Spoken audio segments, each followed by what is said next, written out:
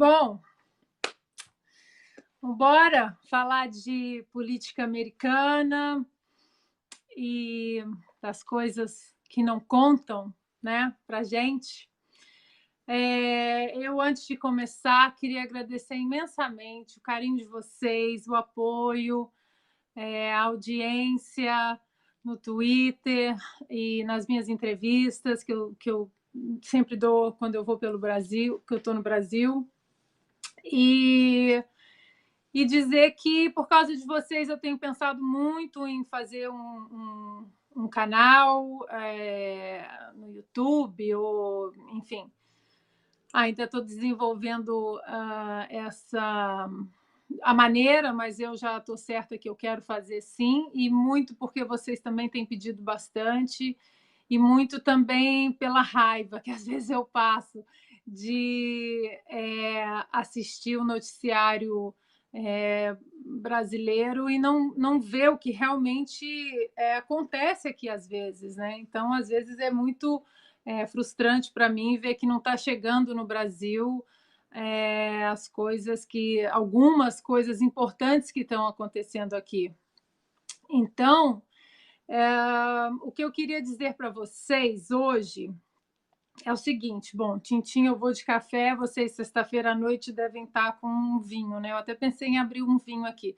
Talvez sexta que vem a gente, quem sabe a gente não abre um vinho juntos, né? Então, o que eu queria falar com vocês hoje, especificamente, que essa semana me deixou, eu fiquei extremamente angustiada, né, por ver as notícias chegando aí no Brasil em relação à política americana, assim como a gente fez um Periscope também na época das eleições para a Câmara e para o Senado, né, que né, a imprensa brasileira deu o terror de que a derrota do Partido Republicano, e a história não é bem assim, né? Então a gente tem que ter um contexto maior e mais amplo sobre política americana para entender.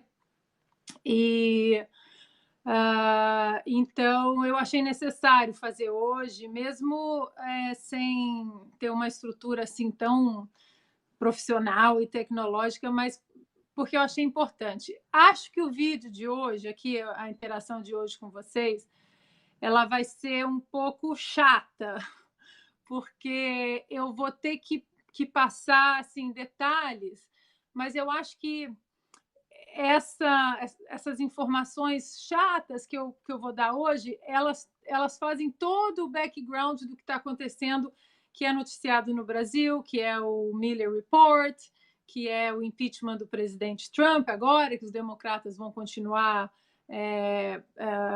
forçando essa barra. Então, assim, as informações que eu vou passar hoje, se vocês quiserem até pegar uma caneta, são muitos nomes chatos, porque isso antecede muito. A gente volta lá em 2016, para vocês entenderem e para a gente chegar no escândalo que é o Spygate e que ninguém está falando no Brasil. Ninguém está falando. Bom, então vocês, bom, se começar a ficar muito longo, depois vocês apareçam aí e assistam mais tarde, porque é um vídeo um pouco mais longo mesmo, porque são muitas informações. A gente tem que voltar para a gente falar de impeachment de Trump, e do famoso Mueller Report, que ele foi exonerado ou não foi exonerado de obstrução de justiça, foi de conluio, mas não foi de obstrução de justiça, como é que é a história. Então, para a gente chegar nos dias atuais, a gente tem que voltar lá em 2016, e aí é que começam os nomes. Peguem a caneta aí e vão anotando. O primeiro nome é Peter Strzok. Eu até fiz uma colinha aqui, porque a cronologia ela é bem importante. Quem é Peter Strzok? Ele era o segundo chefe de contra-espionagem do FBI, abaixo do chefão lá, que era o James Comey, que foi despedido, foi mandado embora pelo Trump, que também foi mandado embora porque quer obstruir a justiça, mas a gente vai chegar lá também. O Peter Strzok, ele estava encarregado daquela investigação em relação aos e-mails da Hillary. Vocês lembram disso? Que ela usou o servidor particular, que não era protegido, para trocar informações confidenciais do governo. E logo depois que começou a investigar isso, né, eu tenho certeza que também não chegou aí no Brasil, que ela destruiu celulares, ela destruiu computadores, isso aí também não chegou, né? E deletou 35 mil e-mails. Enfim, eu não vou tentar passar rápido por cada personagem para vocês entenderem. Depois dessa investigação da Hillary, esse Peter Strzok liberou a Hillary e disse: olha, não tem nada, não foi apenas um deslize, ai, não faça isso de novo. Ele era o chefe dessa investigação, como eu disse, e foi até o Comey, o diretor do FBI, e disse: bom, nada para ver aqui, foi só um ai, não faça isso de novo. Enquanto isso, a Loretta Lynch, que era o Attorney General, né, a procuradora-geral, se encontrou com Bill Clinton dentro de um avião no aeroporto. Não sei se era Phoenix, Filadélfia, enfim. E aí todo mundo falou: ué, como assim? A procuradora-geral encontrando o Bill Clinton e eles foram pegos, né? Todo mundo viu que eles estavam conversando e a desculpa foi: não, nós estávamos falando sobre netos, né? Por causa desse escândalo, que a procuradora-geral foi pega numa reunião clandestina num aeroporto com o Bill Clinton, o Comey achou melhor fazer aquela famosa coletiva de imprensa dizendo que a Hillary seria investigada novamente, que até muita gente considera que aquela coletiva de imprensa ela teve repercussões na eleição, e pode ter tido mesmo. E naquela coletiva de imprensa, o que ele falou? Bom, a gente não vai indicar a Hillary, ela fez algumas coisas assim não tão certas, mas também não são tão graves, e bola para frente.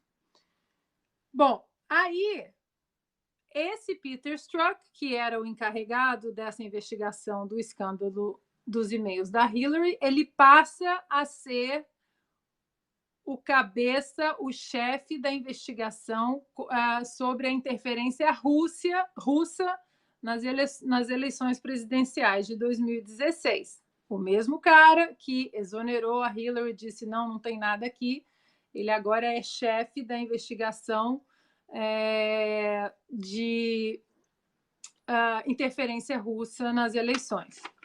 Vamos lá, vou passar aqui minha colinha, porque a cronologia é grande. Guardaram esses nomes.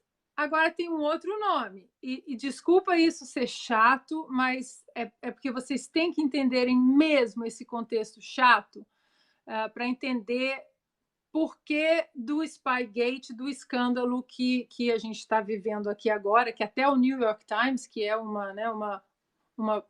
panfleto do Partido Democrata, já está escrevendo sobre isso, e na imprensa brasileira eu não vejo uma linha em lugar nenhum sobre isso.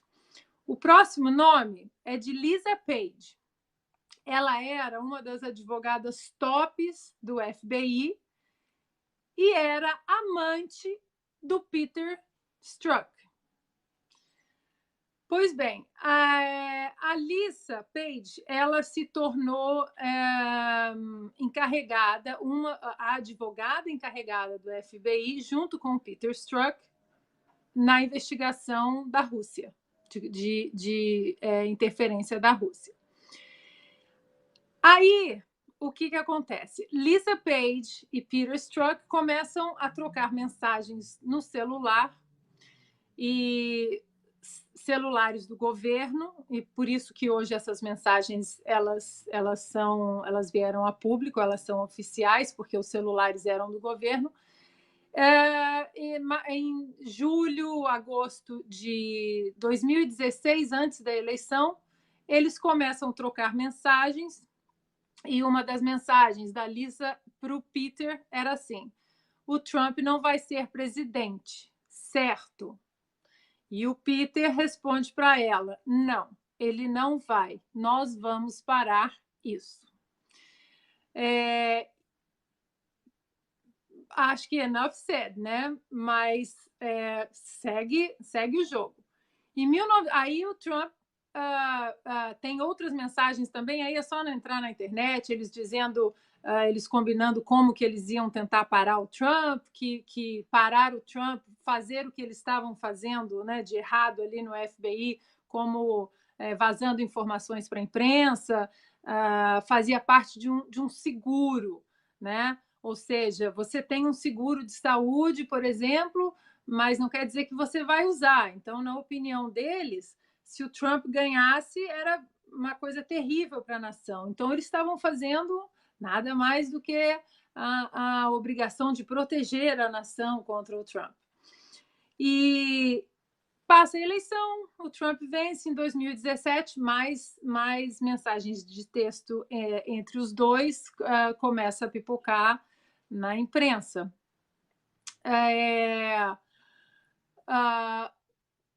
Que era sobre como que eles iam arrumar um esquema para vazar certas informações, como que eles iam publicar alguns artigos na imprensa, enfim, Peter Strzok e Lisa Page.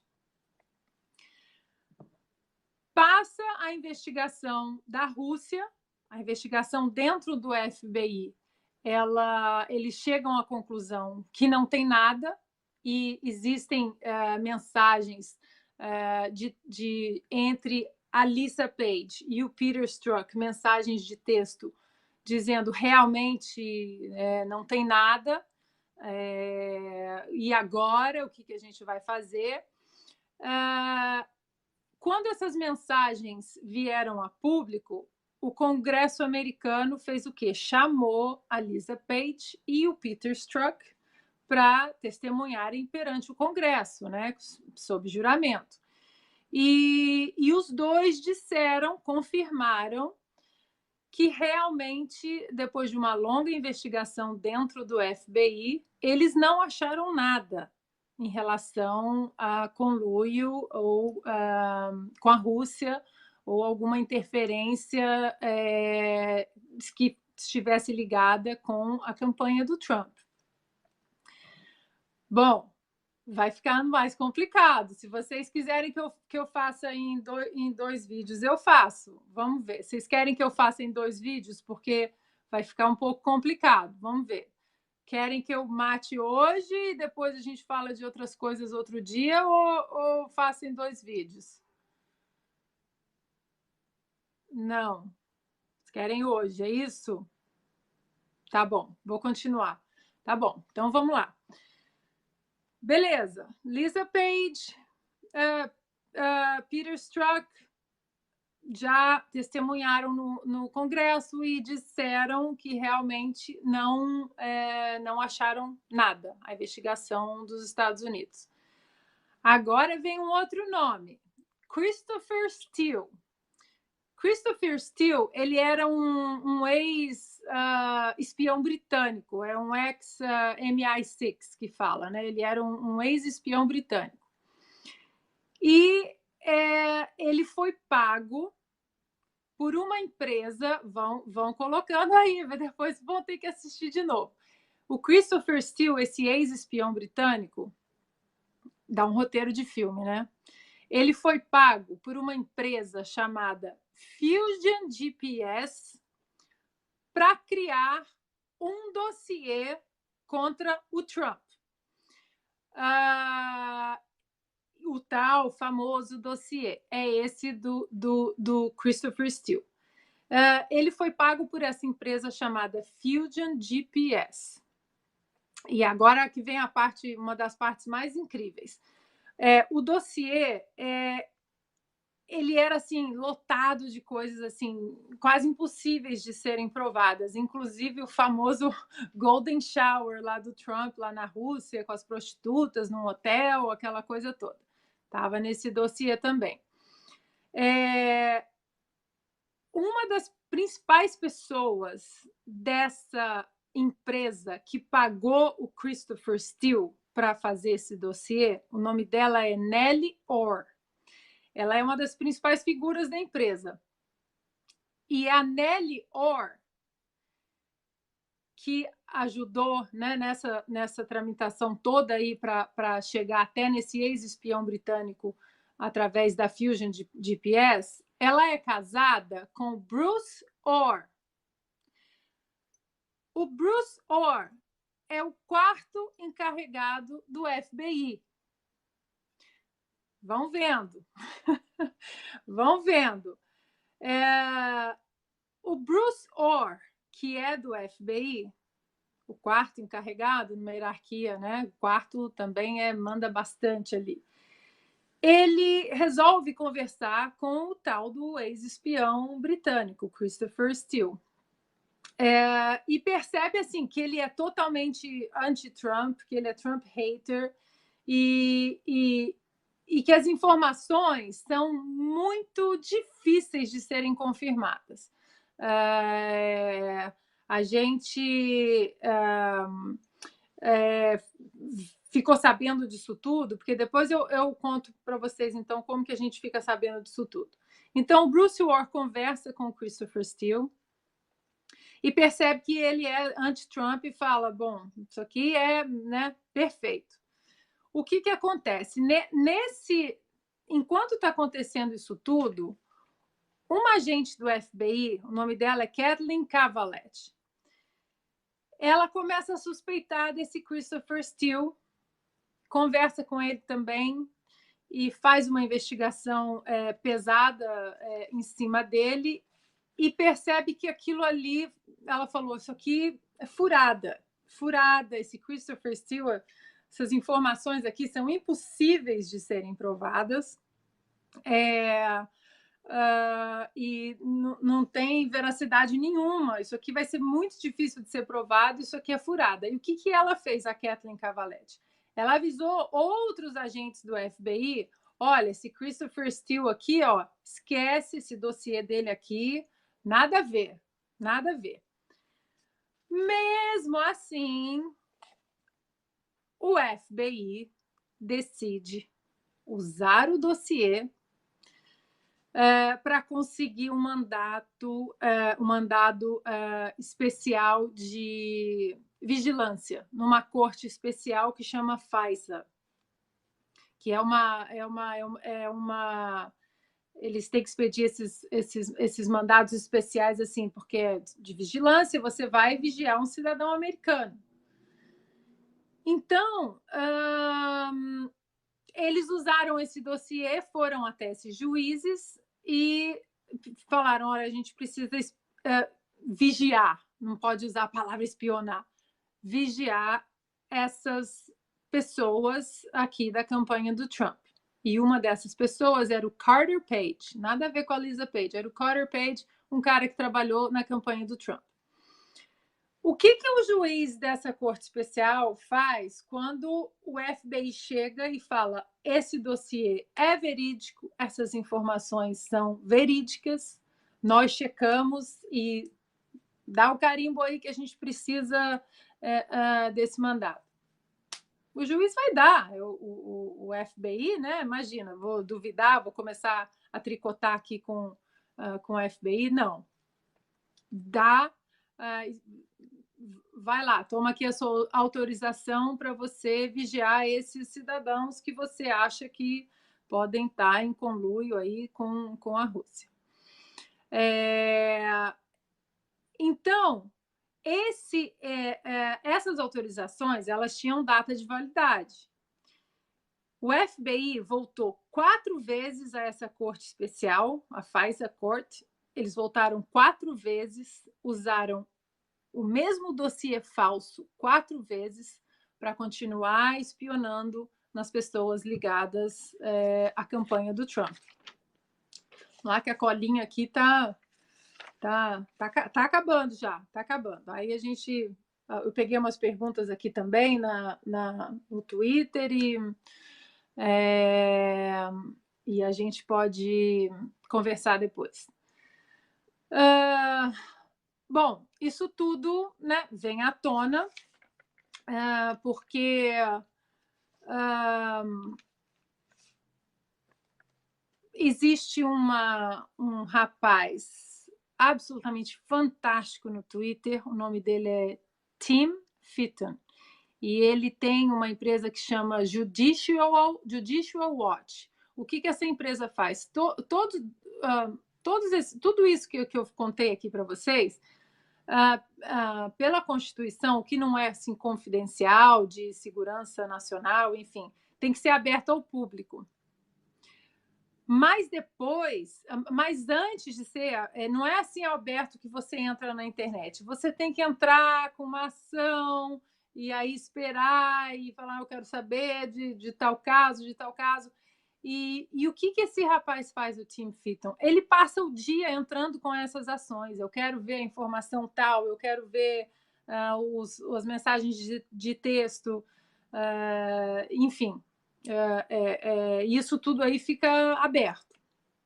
Agora, a gente passa, agora que vocês têm o background do dossiê que foi usado para espionar as pessoas ligadas à campanha do Trump, agora a gente passa para o que eu vejo aí no Brasil, que é só que Trump não foi exonerado de obstrução da justiça, foi de conluio, mas não de obstrução, porque o Mueller Report não fala disso, e ontem, antes de ontem, o procurador, não o procurador-geral, mas o Special Counsel, o Mueller, ele deu uma coletiva de imprensa que foi um pouco polêmica, porque ele não seguiu muito o que ele colocou no relatório.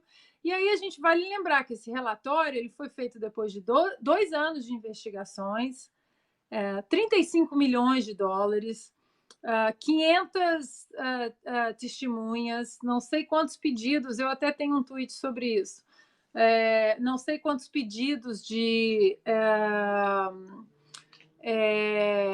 para abrir documentos estrangeiros em outros governos, e eles conseguiram. Então, não é uma investigação assim, não, passou. Isso tudo, agora a gente sabe que a investigação deu sequência, mesmo o FBI dentro eles já tinham chegado à conclusão de que não tinha nada, né? Mas vamos tirar o Trump porque a gente não gosta dele. E aí eles formam esse Special Counsel. Por quê? Porque o procurador-geral, na época, o Jeff Sessions, do Departamento de Justiça, ele tinha trabalhado na campanha do Trump. Então, ele falou, conflito de interesse, eu vou me exonerar dessa investigação, porque eu trabalhei na campanha do Trump. Então, eu vou nomear o segundo no comando, que é o Rosenstein, e ele toca a investigação de conluio com a Rússia. O Rosenstein, então, fez o Special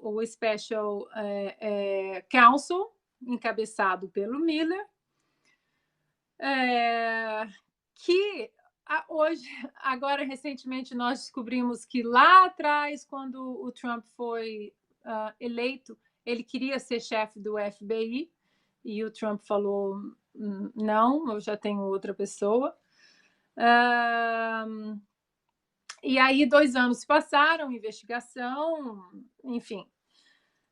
O Mueller faz o report e diz no report que ele, sobre conluio com a Rússia, que não tem nada, mas que obstrução de justiça, ele não pode nem dizer que é inocente e nem dizer que é culpado. Com esse relatório na mão, ele vai até o procurador-geral do Departamento de Justiça, que é o William Barr, e diz, bom, o meu relatório está aqui, depois de 2 anos, agora a conclusão é sua. E, recentemente, o William Barr, que é o procurador-geral, deu um testemunho, né, sob juramento também no Congresso, dizendo que o sumário dele e o relatório dele, em cima do relatório do Miller, foi feito depois de várias reuniões com o Miller. Então, não é uma coisa assim que era da cabeça dele, ele leu o relatório e fez sozinho. Ele leu o relatório, ele se encontrou com o Miller. Aí vale lembrar uma coisa também, que nesse Special Counsel, que foi criado para investigar o Trump em conluio com a Rússia, tinham 18 advogados. Os 18 advogados eram relacionados ao Partido Democrata. Ou seja, eles tiveram 2 anos com 18 advogados, 18 a 17, para derrubar o Trump ou achar alguma coisa, e não acharam. Vem o Special Report e fala que não vou exonerar, mas também não vou inocentar, enfim, dá o report para o procurador-geral Barr e ele fala, bom, as nossas conclusões aqui da nossa equipe é que não houve conluio, tampouco obstrução de justiça, porque existem 10 itens no report que fala, ele tentou despedir o Miller, ele despediu o Comey. E agora vem um parênteses aqui de como o Trump, que apesar de mil defeitos, e que hoje me surpreende positivamente, confesso que eu tinha uma certa... Era um pouco arredia com ele nas primárias republicanas, mas logo que o Trump assumiu, vocês devem se lembrar que ele despediu James Comey e que foi aquela coisa, oh, meu Deus, ele quer despedir o Comey é porque ele tem culpa no cartório. Mas sabe por que ele despediu o Comey e o Trump teve a paciência de 2 anos para esperar isso explodir? Porque logo que o Trump assumiu o governo, como assim, 2, 3 dias, o Comey chegou para o Trump e disse o seguinte, pois eu recebi um dossiê que muito pesado, que tem coisas absurdas a seu respeito e o dossiê muito carregado. O Trump pensou o quê? Peraí, esse dossiê é totalmente falso, não, né? Ele pensando, falou, esse cara tá ali por trás, a turminha do FBI, do Obama, já está querendo me derrubar logo no começo. Então, ele despediu o Comey logo no começo, mas ninguém sabia por quê. E hoje a gente sabe. Hoje a gente sabe que é porque o Comey abriu a boca logo no começo para o Trump que ele tinha um dossiê absurdamente que ia estremecer as estruturas da Terra. E o Trump sabia que aquele dossiê, o que tinha ali não era verídico. Né? Mas ele despediu o Comey e ficou caladinho, esperou a investigação toda passar e hoje a gente sabe por quê. Né? E agora, o que está acontecendo? Depois de todo esse escândalo e da coletiva de imprensa do Miller, dizendo que ele foi muito... Ele foi muito assim, ele está até sendo chamado por alguns advogados e especialistas em Constituição, em leis, ele foi muito sneaky na coletiva de imprensa dele, porque ele deixou uma coisa assim no ar, como se ele não tivesse a capacidade de indiciar um presidente enquanto ele está governando. E realmente a Constituição fala isso. Você não pode indiciar um sitting president que esteja em office, né? Mas ele tinha a capacidade de chegar a uma conclusão e dizer para William Barr, do Departamento de Justiça: eu achei evidências de crime em conluio com a Rússia em obstrução de justiça. E ele não fez isso. E hoje o William Barr deu uma longa entrevista na ABC e também já tinha falado isso no Congresso, perante o Congresso, sob juramento,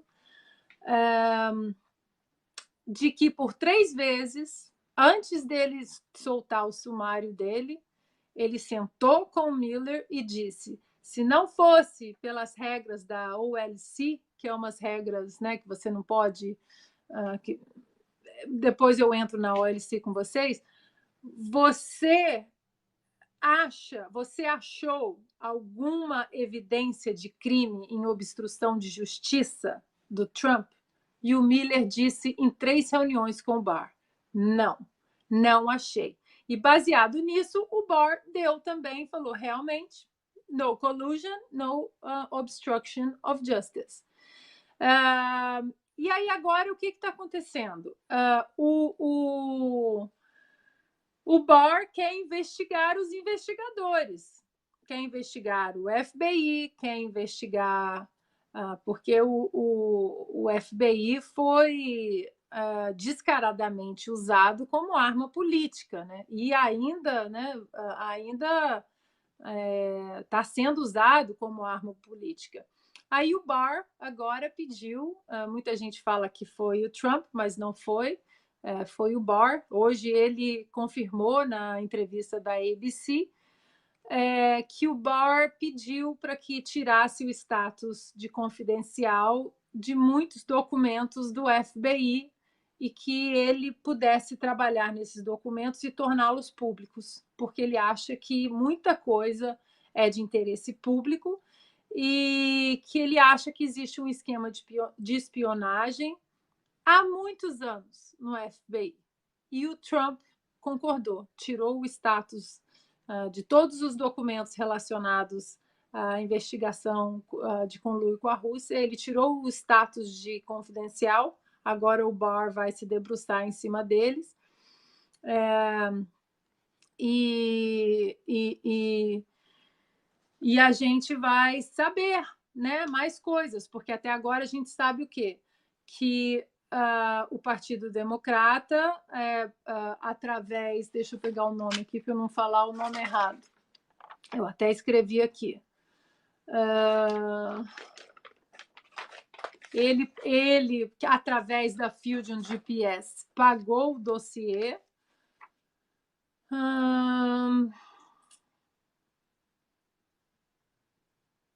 Bom, depois eu coloco o nome do cara que pagou o dossiê, que tem relação com a Fundação Clinton.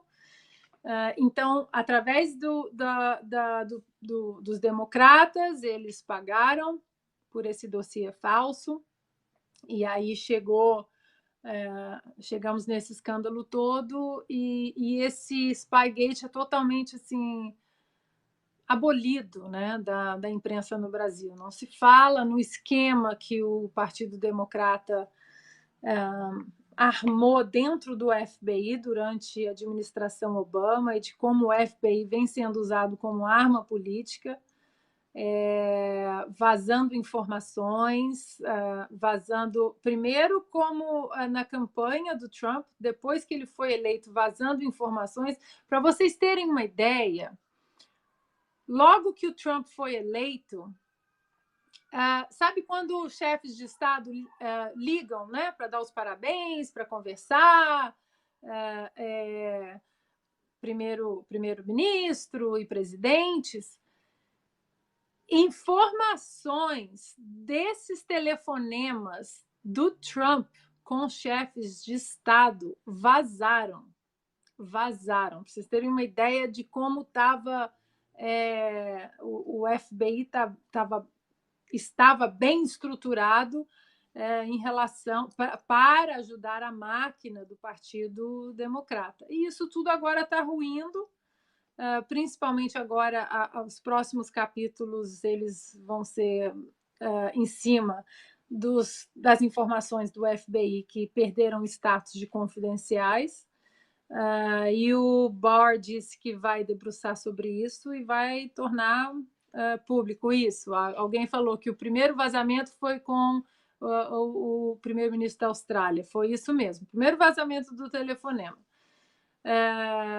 Então, eu não vejo o que eu vejo, e eu até coloquei ali no meu Twitter, eu cresci ouvindo meu pai falar de Reagan, então eu acho que eu cresci assim, um pouco vacinada em relação à demonização que a imprensa brasileira faz em relação aos republicanos. Não que eles sejam santos, não tem, né? Na política não tem santo. Não tem, né? Eu até escrevi na Cruzoé semana passada, não tem ungidos, não tem santos, não tem deuses e milagrosos, não tem. Mas existe sim essa demonização em relação a republicanos no Brasil. Eu acho que eu tive a sorte de crescer com um pai que admirava muito Reagan, então eu cresci ouvindo histórias e depois, né, mais velha, eu comecei a ler sobre Reagan e me interessar mais ainda. Minha mãe gostava muito do João Paulo II, né? Tive um irmão que se chamava João Paulo por causa dele, então eles conversavam muito da relação do Reagan com o João Paulo. Então eu estou sentindo assim, eu acho que agora uma necessidade de falar com vocês quase toda semana, porque não chega nada, não chega, não adianta, não chega nada aí no Brasil. O Trump erra, os republicanos erram, lógico que erram, mas não é essa demonização que fazem no Brasil.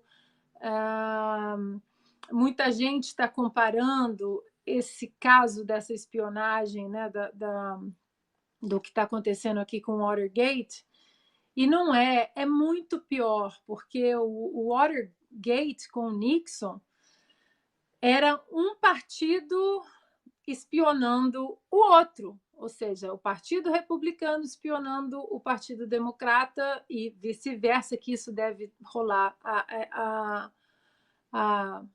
anos. Mas era o staff de cada um se espionando. O que está acontecendo agora é uma administração como a do Obama, usando uma instituição altamente respeitada aqui nos Estados Unidos, que é o FBI, como arma política. Então, isso é muito mais grave do que o Watergate. Então, eu queria era mesmo colocar esses detalhes aí para vocês terem assim um contexto um pouco antes desse, né? Porque se fala muito do Mueller Report, mas não se fala no Brasil, não se fala do dossiê que foi usado para conseguir as autorizações de vigilância nessa corte especial no FISA. Não se fala desse dossiê, porque só com isso que eles conseguiram as autorizações para espionar cidadãos americanos. E não se fala também agora de que as informações em relação a essa investigação perderam o status de confidencial, que elas serão abertas ao público e que os investigadores estão sendo investigados a partir de agora. Então, acho que assim, apertem os cintos, que acho que vai aparecer muita coisa. Eu vou tentar, eu vou ler um pouquinho vocês aqui, eu vou tentar falar com vocês toda semana. Eu não sei se esse horário na sexta, 9 da noite no Brasil, fica ruim, mas é que eu estou 4 horas atrás de vocês. E agora, né? Porque no inverno fica 6 horas atrás. Eu posso ler algumas perguntas aqui de vocês que vocês deixaram no Twitter, que eu acho que tem umas perguntas assim bem legais, assim, que a gente pode tem muita coisa legal que vocês perguntaram, e eu deixei uma notinha aqui para desejar feliz aniversário para o Flávio Tomé, que hoje é aniversário dele. Ele falou, me manda um beijo. Então, Flávio Tomé, um beijo e feliz aniversário e tudo de bom. Bom, eu vou passar aqui rápido algumas perguntas que a gente pode desenvolver assim, uns vídeos semanais, e vocês mandam perguntas, ou eu leio aqui de vocês. Eu vou tentar responder algumas que vocês foram tão carinhosos e deixaram tantas perguntas ali para mim. Por exemplo, o Rafael Borges perguntou: Ana, qual a diferença entre a Constituição americana e a brasileira? Olha, acho que a primeira diferença, Rafael, é que a Constituição americana ela é uma só, né? Ela existe, é uma Constituição há 238 anos, 238, 240 anos. É uma Constituição só, né? No Brasil, a nossa é o quê? Está na 7ª, 8ª edição, não sei. E outra, mas eu acho que a maior diferença entre a Constituição brasileira e a Constituição americana é a concepção. A Constituição americana ela é muito enxuta. Primeiro que ela tem assim 27 emendas e só.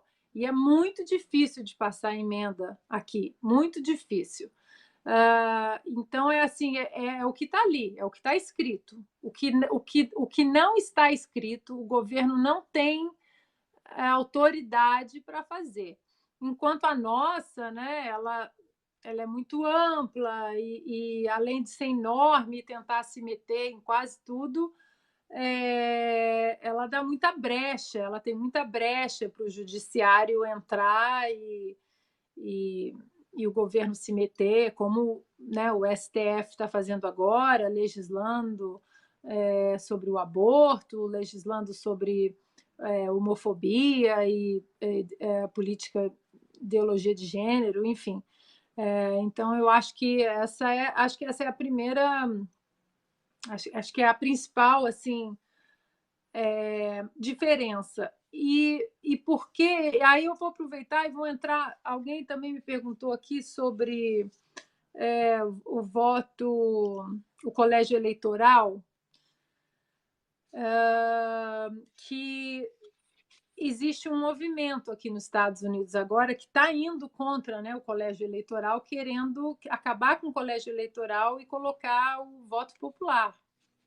Alguns estados já aprovaram isso, mas para isso tem que ser retificado, tem que ser através de emenda constitucional, ou alguém entra com uma ação na Suprema Corte, isso pode ser barrado, provavelmente vai ser barrado, porque a Constituição é colégio eleitoral, e se eles quiserem, se os estados quiserem se juntar e falar, não, a gente quer uma emenda, vamos mudar a Constituição, aqui para uma emenda desse porte passar, precisa de 2/3 da Câmara, depois 2/3 do Senado, e depois que passa 2/3 na Câmara e 2/3 no Senado, volta para os estados e tem que ser ratificado por 3/4 dos estados. Ou seja, passar emenda aqui é muito difícil. Ainda mais que, né, os republicanos eles detêm a maioria no Senado. Então, por isso que essa choradeira toda aí de impeachment, ela vai morrer ali na Câmara, não vai. Chegar no Senado, ela vai morrer, assim como morreu com o Bill Clinton. Que mais? Deixa eu ver o que tem aqui. Nossa, tem um monte de pergunta aqui.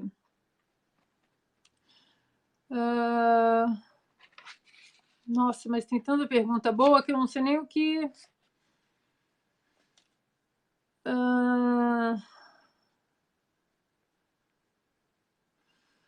Vamos lá. Ana, você indicaria algum livro sobre o Reagan? Bom, aí eu tenho vários aqui. esses todos aqui são do Reagan, e eu tenho mais assim o dobro disso aqui que está emprestado. Esse aqui saiu no Brasil agora, eu achei muito bom, achei excelente, eu li em português e está muito fiel às biografias americanas. E esse aqui, para mim, é um dos melhores livros que eu já li na vida. Esse aqui. Fala muito sobre, não só sobre a amizade deles, mas também o plano de derrotar o comunismo, como as cartas que eles trocavam. É muito, muito bacana esse aqui. Deixa eu responder algumas perguntas de vocês daqui. Uma mesa redonda seria legal, né, para debater sobre isso. Uma mesa redonda seria bem bacana para debater.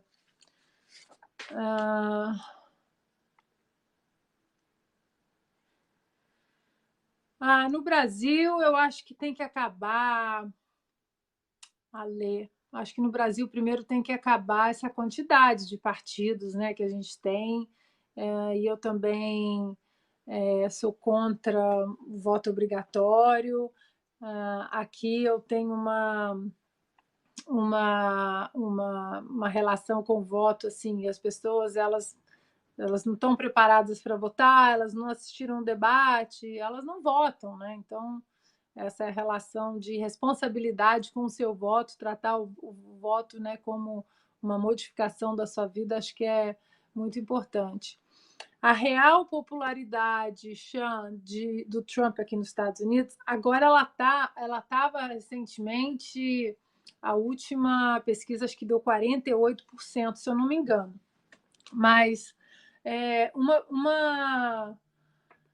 uma pesquisa que saiu agora recentemente da Harvard Post é que 56% dos americanos, aliás, minto, 65% dos americanos não querem o impeachment do Trump, não querem.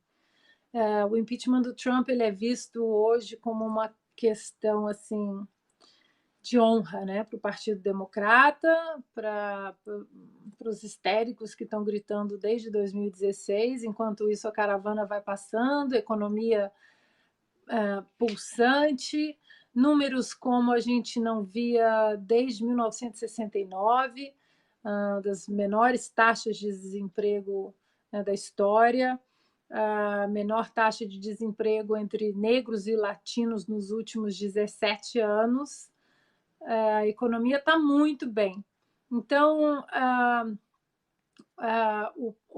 o prognóstico que eu tenho, assim, a leitura, muita gente me pergunta, mas e aí o que esperar da eleição? Eu acho que ainda tem muita água para passar por essa ponte, e a minha análise, assim, ela é muito mineira. Eu acho que se a economia continuar do jeito que está até 2020, eu acho muito difícil o Trump perder. Porque nesse ponto o americano ele é muito cético. Ele é democrata, ele é republicano, mas se a economia está indo bem, se tem comida na mesa, emprego, e eles têm uma tendência de deixar de lado algumas ideologias ou nojinhos, né, do partido A ou B.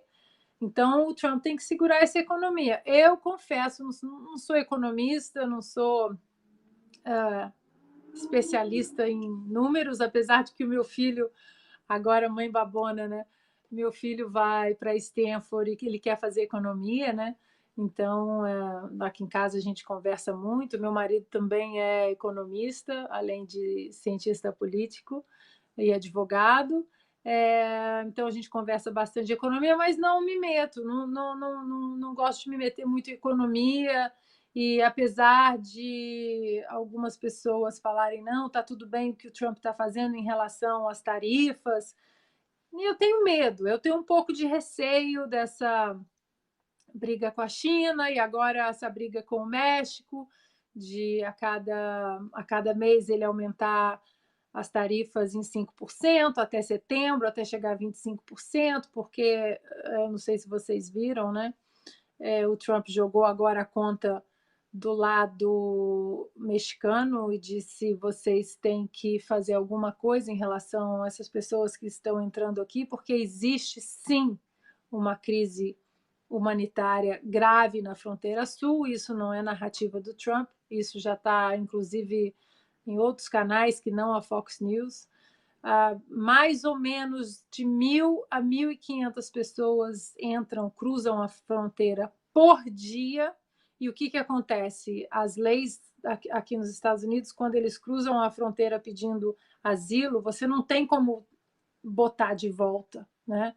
Então, você tem que acolher, e aí vai para o processo todo legal de ir para a corte, enfim. Então,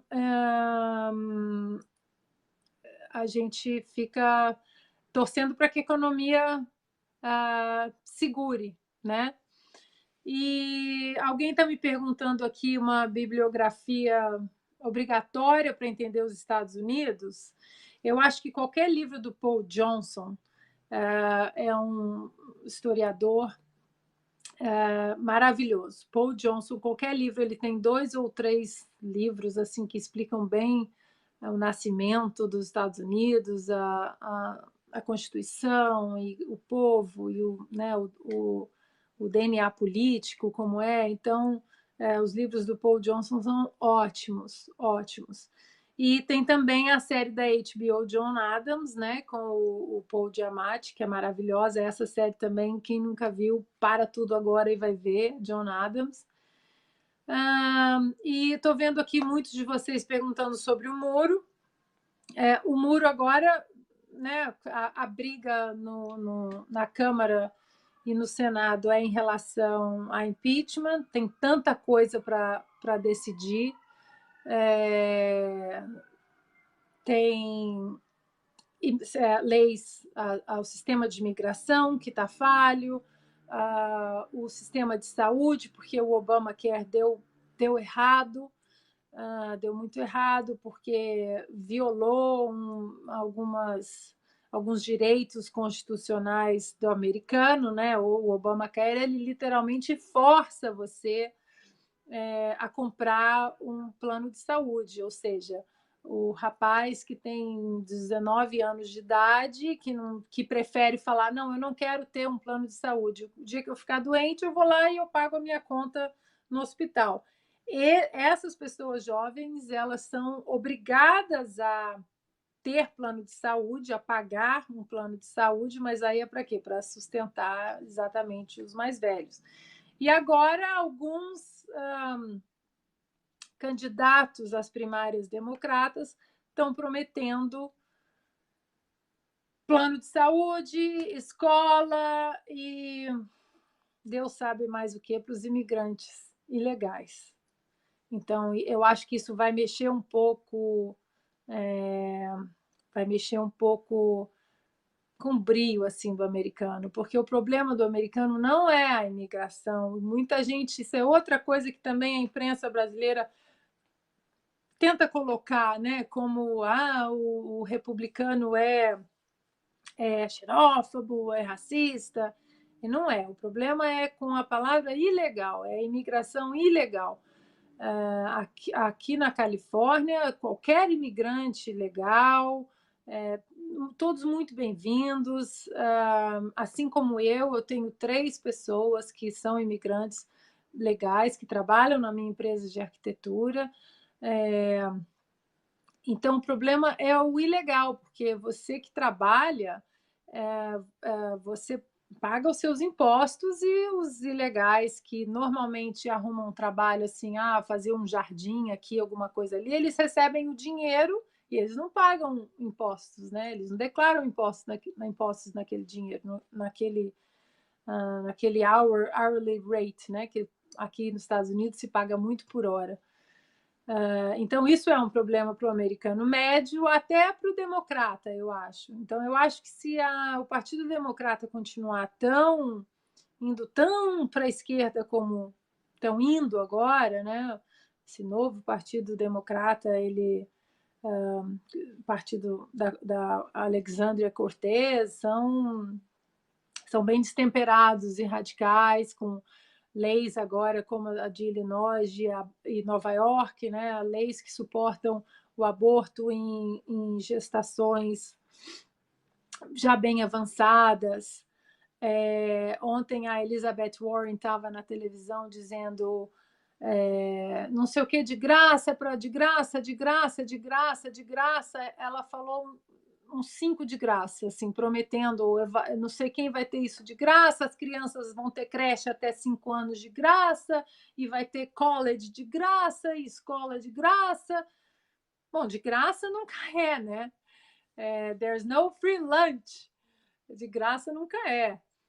Então, eu acho que existe uma outra ala do Partido Democrata que essa ala está bem receosa em relação a esses discursos radicais dessa ala mais nova, né? Já tem uma ala assim, que tem alguns discursos antissemitas, e tem uma ala de libera droga geral e de free everything para todo mundo, que isso começou, na verdade, com Bernie Sanders, né? Eu acho que ele teve a capacidade de pegar essa turma jovem, oferecendo tanto de graça, tanto 0800, né? Como a gente fala no Brasil. Bom, então é isso. Eu queria deixar com vocês aqueles detalhes. Não sei, desculpa se eu fui um pouco chata com os nomes, mas são informações que, se a gente não cutucar muito, a gente, aí no Brasil, a gente nem acha, porque na verdade a gente nem sabe, né? Eu tenho excelentes amigos no Brasil que são assim, estão sempre na internet e estão sempre pesquisando e não sabem do Peter Strzok, da Lisa Page, e não sabem do dossiê falso que foi pago pela Fusion GPS, que a mulher da Fusion GPS era esposa do terceiro cara do FBI. Então, essas conexões todas, elas são um pouco chatas, mas com isso eu acho que vocês têm todo o background de agora pesquisar e se ligar que muita coisa não chega no Brasil, não vai chegar, e eu prometo passar para vocês o que for possível. Eu tento passar, às vezes eu tuito uma notícia daqui dos Estados no Twitter e falo, acho que não vai nem dar audiência, mas não estou aqui para audiência, estou aqui para colocar a notícia ali e a verdade. E eu fico impressionada, porque tem tanta coisa acontecendo no Brasil, né? Vai eu colocar a notícia dos Estados Unidos. Mas eu coloco, mesmo se não vai dar like, se não vai dar audiência, não é por isso que eu estou ali. E eu fico impressionada de como tem uma audiência, assim, as pessoas, meu Deus, não sabia. Então, eu vou deixar vocês. Boa sexta-feira, bom sábado, bom domingo. Vou fazer toda sexta-feira, então. A gente já deixa marcado, então, sexta que vem, às 9 da noite, horário de Brasília. E aí eu passo para vocês toda sexta-feira o que aconteceu na semana aqui. Deixo as pílulas ali no Twitter durante a semana, e aí na sexta-feira a gente se encontra às 9 da noite aqui. Vou tentar fazer. Vou colocar uma pesquisa ali no Twitter, o que é melhor, se é o Periscope, se é o YouTube, se é Facebook, se é Instagram. Eu sou bem jurássica, mas eu vou tocar o barco. Obrigada, viu, gente? Eu estou muito agradecida pela companhia de vocês ali no Twitter, pela força. Juntos ali somos muito fortes, nossa voz é boa, é uma voz de bom senso. Então, eu agradeço demais a companhia de vocês. tá bom? Um beijo grande e bom descanso para vocês.